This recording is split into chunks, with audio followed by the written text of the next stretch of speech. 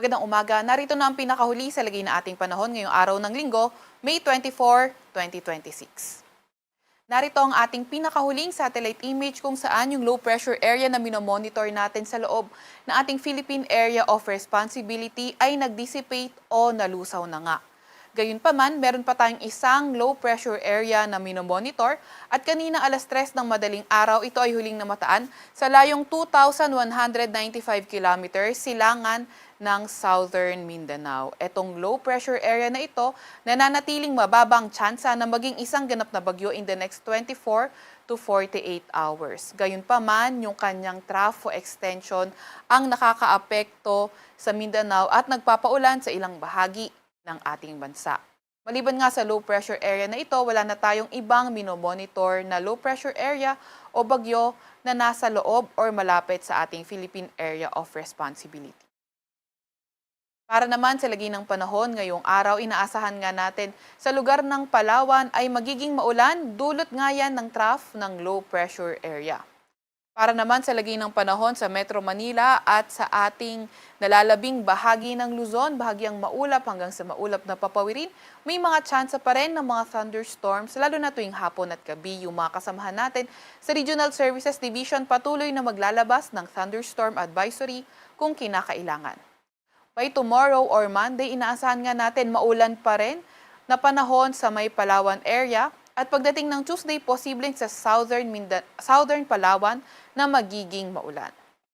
Agwat ng temperatura ngayong araw sa Metro Manila ay posibleng from 26 to 35 degrees Celsius. 27 to 39 degrees Celsius sa may Tugigaraw at 27 to 33 degrees Celsius naman sa may Legazpi. Agwat ng temperatura sa may Tagaytay ay 24 to 33 degrees Celsius, 19 to 25 degrees Celsius sa may Baguio at 26 to 34 degrees Celsius naman sa may Lawag.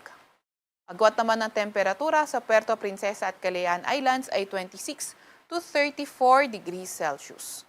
Para naman sa lagay ng panahon sa Visayas at Mindanao, inaasahan nga natin na yung trough pa rin ng low pressure area yung magpapaulan sa lugar ng Mindanao, Southern Leyte at Eastern Samar. Kaya ingat lalo na sa mga inuulan ng mga nakaraang araw pa sa mga banta ng pagbaha o hindi kaya pagguho ng lupa.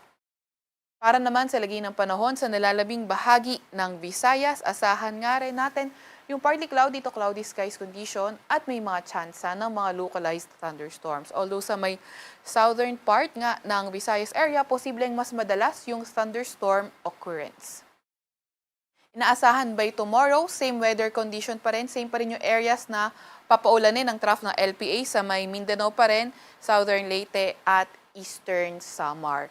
And then pagdating naman ng Martes or Tuesday, posibleng sa may Mindanao area na nga lang magpapaulan itong trough ng LPA at pagdating ng Wednesday, posibleng maging maulan sa western section nga ng Mindanao. Kaya patuloy pa rin tayo mag-antabay sa mga ilalabas na update ng Pag-asa. Agwat ang temperatura sa may Cebu ay 26 to 33 degrees Celsius. 32 degrees Celsius naman ang pinakamataas na temperatura sa may Iloilo at Tacloban. Agwat ang temperatura sa may Cagayan de Oro at Zamboanga ay 24 to 32 degrees Celsius at 25 to 32 degrees Celsius naman sa may Davao. Update sa heat index, kahapon nga naitala ang 43 degrees Celsius na heat index sa Metro Manila at ang pinakamataas na naitala kahapon ay sa may Sangli Point sa may Cavite kung saan ito ay umabot ng 48 degrees Celsius. Ngayong araw, tinataya ang 43 to 44 degrees Celsius na heat index sa Metro Manila at ang pinakamataas ay posibleng umabot sa 46 degrees Celsius na heat index sa may Dagupan City, sa may Pangasinan, sa may San Ildefonso, sa may Bulacan, sa may Sangli Point, sa may Cavite at sa may San Jose Occidental, Mindoro. Para naman sa lagi na ating karagatan, wala pa rin tayong gale warning sa kahit anong dagat baybayin ng ating bansa. Sa Kalakang, Maynila, ang araw ay sisikat ng 5:27 ng umaga at lulubog ng 6:19 ng gabi. Huwag magpapahuli sa update ng Pag-asa. I-follow at i-like ang aming X at Facebook account, DOST-Pag-asa. Mag-subscribe din sa aming YouTube channel, DOST-Pag-asa Weather Report. At para sa mas detalyadong impormasyon, bisitahin ang aming mga website, pag-asa.dost.gov.ph at panahon.gov.ph. At yan nga muna ang pinakahuli sa lagay na ating panahon mula sa Weather Forecasting Center ng Pag-asa. Veronica C. Torres, nag-uulat.